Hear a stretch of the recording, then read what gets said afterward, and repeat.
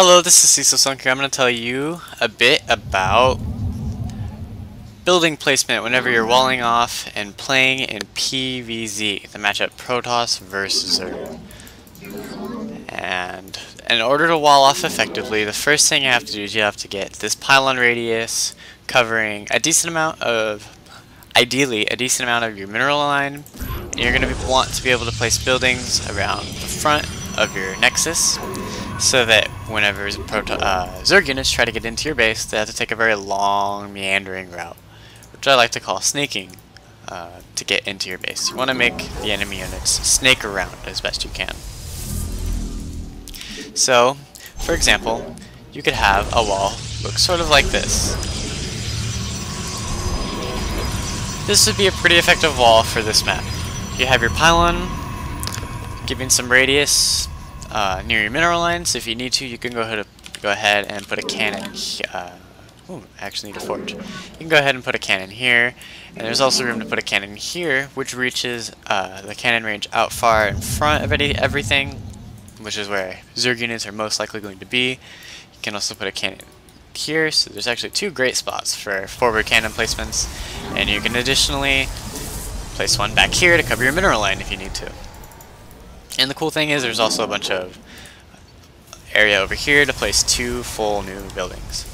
So this is a really great wall, a really great PvZ wall for this map, and any other map that has about this distance from the ramp to the nexus.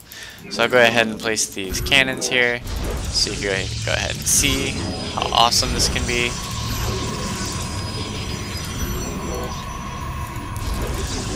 Alright, and the most important thing to realize about this wall is this pylon right here.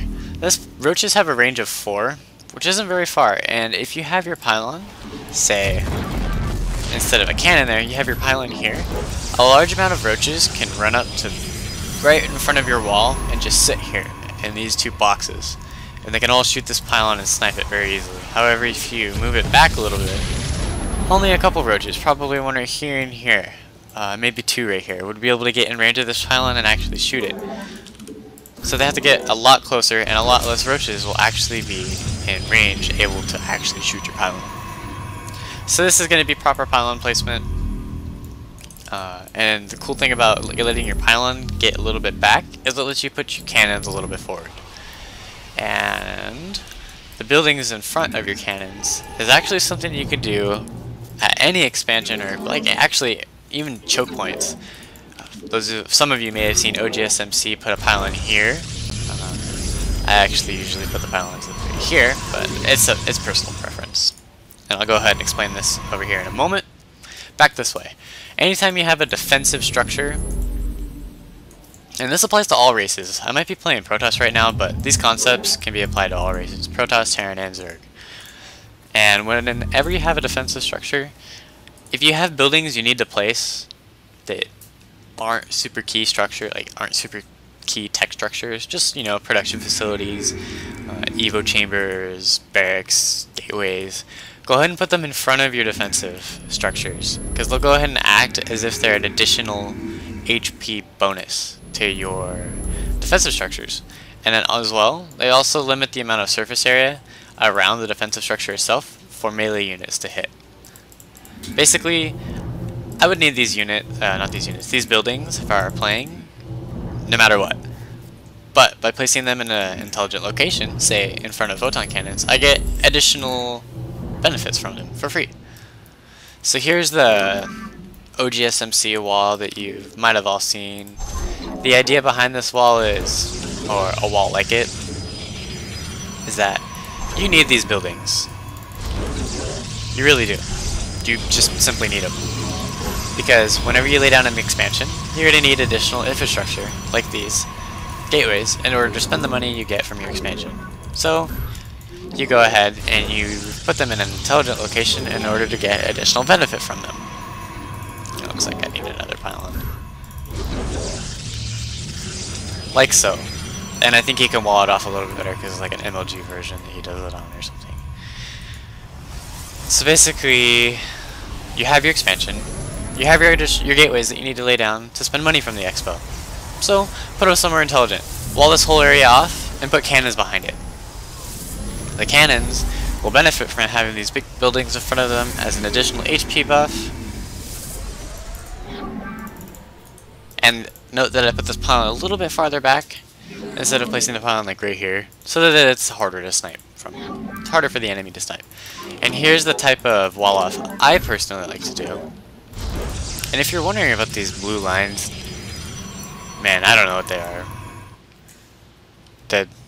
I don't know. It looks kind of cool actually.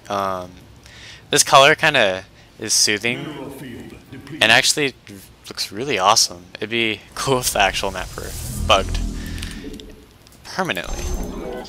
So this is the wall I actually like to do. I go ahead and place cannon, cannon, cannon,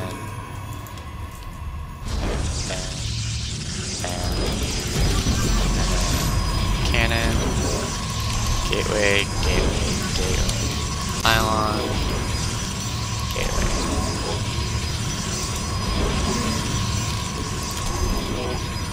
Okay, so here we have, assuming that these aren't here, I'm gonna go ahead and start killing them. So here we have 4 gateways, which is about what you'd lay down to spend money from an additional expansion. And we have 4 cannons, which is pretty common for cannoning up an expansion. And a few more pylons.